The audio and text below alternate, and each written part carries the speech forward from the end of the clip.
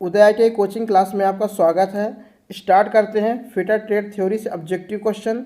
जो student ITI first year में हैं उनके लिए MCQ क्वेश्चंस की एक सीरीज स्टार्ट है जिसका यह 4 पार्ट है।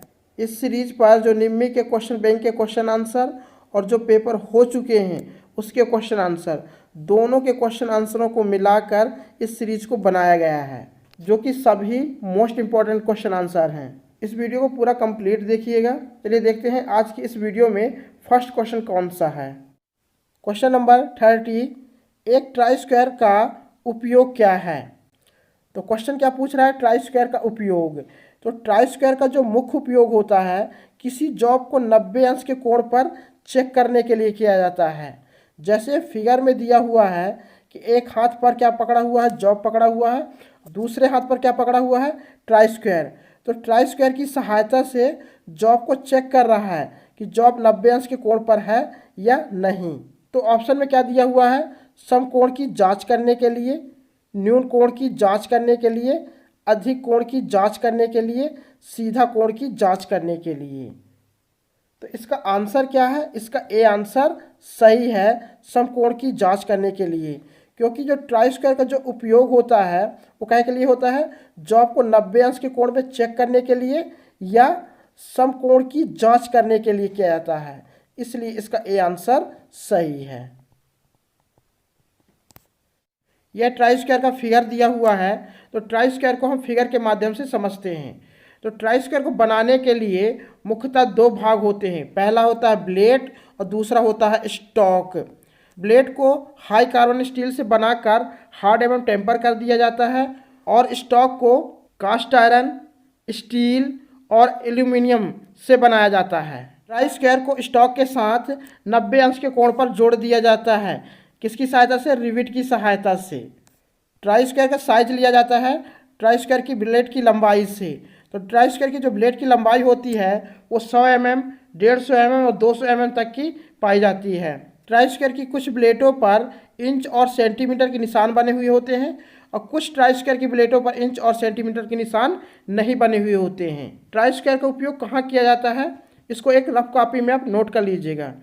पहला, जॉब की समकोण पर मतलब 90 अंश के कोण में चेक करने के लिए किया जाता है। दूसरा, जॉब की सतह की समतलता की जांच करने के लिए किया जाता है। तीसरा, जॉब पर मार्किंग करते समय समांतर और लंबवत रेखा खींचने के लिए किया जाता है।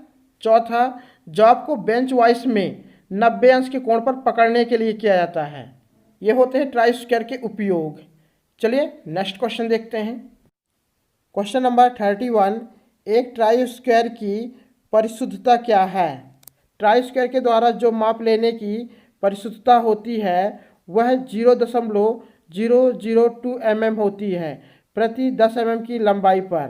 तो इसका आंसर क्या है, इसका सी आंसर सही है, 0.002 mm प्रति 10 mm लंबाई पर।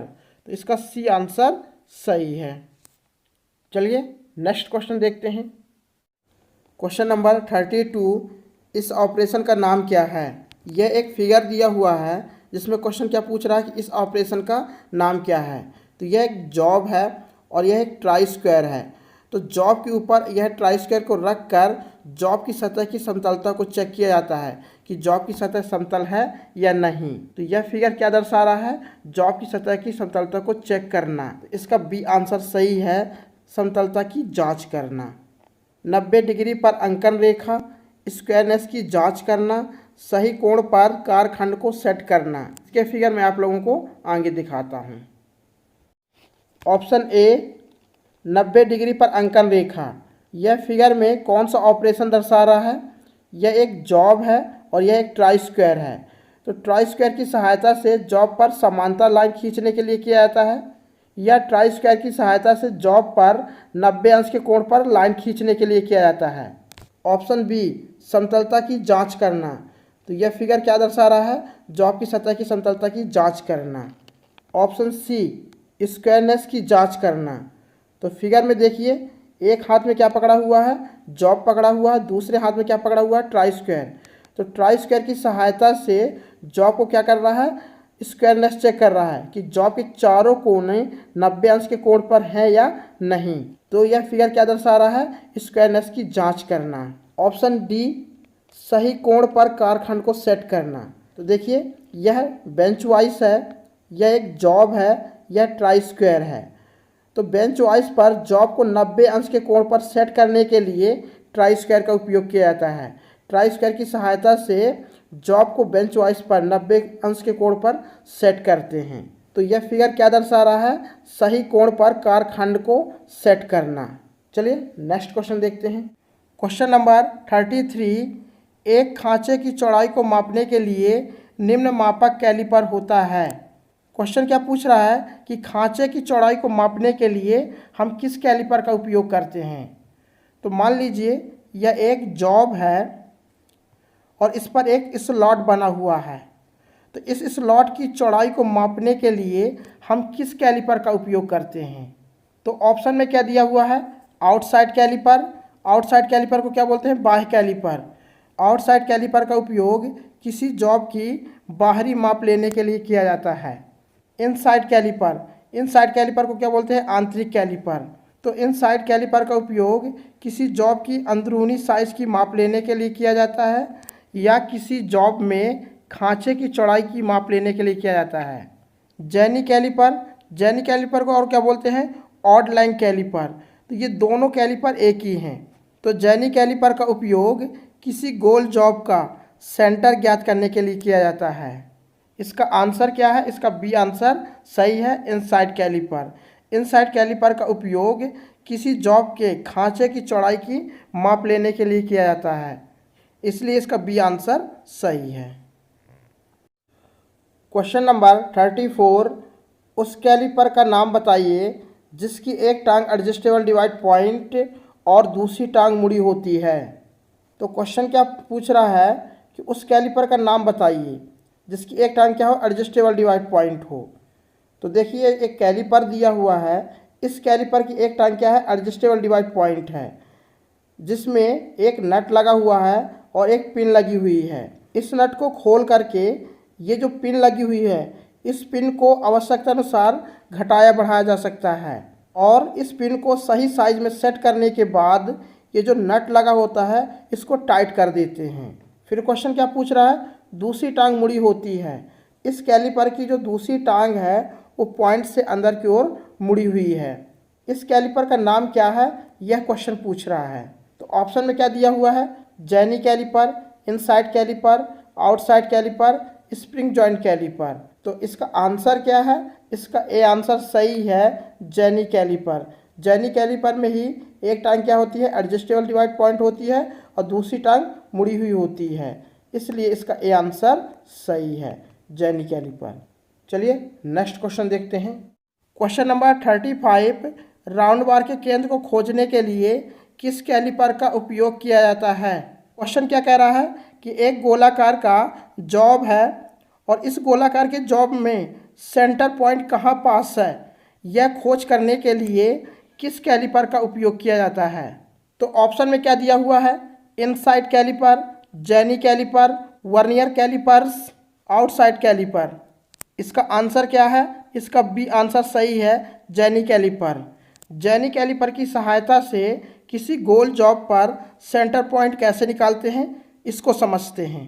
जेनी कैलिपर का जो ये मुड़ा हुआ भाग है ये गोल जॉब की बाहरी सतह पर इसको लगा देते हैं और जो ये नोकीला वाला जो भाग होता है इसकी सहायता से क्या करते हैं, मार्किंग करते हैं। जैसे फिगर में दिया हुआ है ये चारों साइड इस तरीके से क्या किया हुआ है, मार्किंग किया हुआ है। जैसे फिगर में दिया हुआ है इस तरीके से क्या हो जाएगी, मार्किंग हो जाएगी। फिर जो पॉइंट बनते हैं इन पॉइंटों को आपस में क्या करेंगे, मिला देंगे। दोनों लाइनों को आपस में मिलाने के बाद एक क्रॉस पास जो पॉइंट मिलता है यह गोल जॉब का सेंटर पॉइंट कहलाता है। तो इस तरीके से हम क्या करते हैं, किसी भी गोल जॉब पर सेंटर पॉइंट निकालते हैं।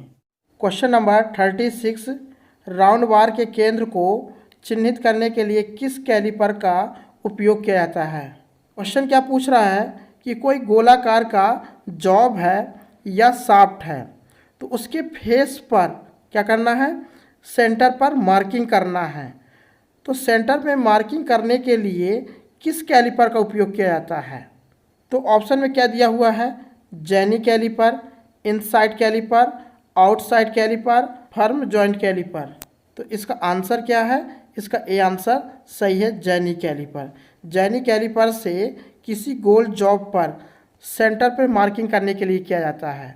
और सेंटर पर हम मार्किंग क्यों करते हैं, किसी गोल जॉब का सेंटर पॉइंट ज्ञात करने के लिए कि गोल जॉब पर सेंटर पॉइंट कहाँ है, यह ज्ञात करने के लिए हम जेनी कैलिपर से पहले हम क्या करते हैं, मार्किंग करते हैं, जिससे हमको पता चल जाता है कि गोल जॉब पर सेंटर पॉइंट कहाँ पास है। चलिए नेक्स्ट क्वेश्चन देखते हैं। क्वेश्चन नंबर 37, कौन सा कैलिपर आयामों का फाइन एडजस्टमेंट प्रदान करता है। क्वेश्चन क्या पूछ रहा है, ऐसा कौन सा कैलिपर है जो माप लेते समय फाइन एडजस्टमेंट प्रदान कर सकता है। तो इस क्वेश्चन को हम फिगर के माध्यम से समझते हैं। यह एक कैलिपर है जिसका एक पॉइंट इस टी रूल के 0 में सेट है और जो दूसरा पॉइंट है इसको 30 mm पर सेट करना है। तो अभी जो कैलिपर का जो दूसरा पॉइंट है वो 30 mm से ज़्यादा में सेट है। तो इसको सही साइज में सेट करने के लिए क्या करेंगे, ये जो नट लगा हुआ है इसको धीरे धीरे कसेंगे, जिससे ये जो दूसरा वाला जो पॉइंट है वो आकर 30 mm पास आकर सेट हो जाए। यदि कैलिपर का जो दूसरा पॉइंट 30 mm से कम है और उसको 30 mm में लाना है तो क्या करेंगे, इस नट को धीरे धीरे खोलेंगे, जिससे जो कैलिपर का जो दूसरा पॉइंट है वो 30 mm पास आकर सेट हो जाए। तो इस तरीके से कैलिपर को सही साइज में सेट किया जाता है। यदि कैलिपर का पॉइंट माप के अनुसार कम या ज़्यादा है तो नट और स्क्रू की सहायता से हम क्या कर सकते हैं, फाइन एडजस्टमेंट कर सकते हैं।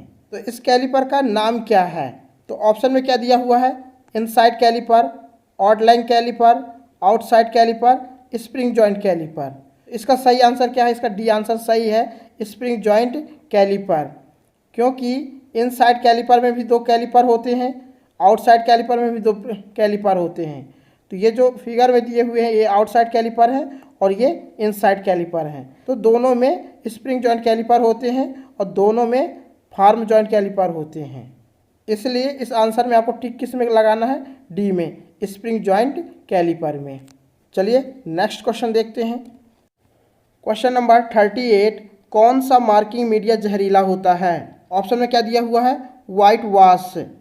यह चूने का बना साधारण ब्लैक बोर्ड चॉक होता है जिसे पानी में भिगोकर जॉब की सतह पर लेप कर दिया जाता है। जब जॉब की सतह पर यह लेप सूख जाता है तो सूखने के बाद सतह पर मार्किंग की जाती है। इसका प्रयोग कास्टिंग और फोर्जिंग की गई सतहों पर मार्किंग करने के लिए किया जाता है जो सतह खुरदुरी होती हैं। प्रशियन ब्लू, इसका प्रयोग मशीनिंग की गई सतहों पर किया जाता है। इसके लेप को सूखने में बहुत अधिक समय लगता है। कॉपर सल्फेट, कॉपर सल्फेट को बोलते हैं नीला थोथा। नीला थोथा को पानी में मिलाकर और कुछ बूंदें नाइट्रिक एसिड को मिलाकर एक घोल तैयार कर लिया जाता है। फिर इसके बाद जॉब की सतह पर लगाते हैं तो जो जॉब की जो सतह होती है वो तांबे के रंग जैसे हो जाती है। इसका प्रयोग मशीनिंग की गई सतहों पर मार्किंग करने के लिए किया जाता है और यह घोल जहरीला होता है। सेलुलोज लैकर, यह मार्किंग मीडिया बहुत जल्दी सूख जाता है। तो इसका आंसर क्या है, इसका सी आंसर सही है, कॉपर सल्फेट। क्योंकि कॉपर सल्फेट क्या होता है, जहरीला होता है, इसलिए इसका सी आंसर सही है।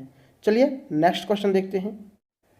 क्वेश्चन नंबर 39, कौन सी मार्किंग मीडिया मशीन से तैयार सतहों पर स्पष्ट रेखा प्रदान करती है। ऑप्शन में क्या दिया हुआ है, वाइट वाश।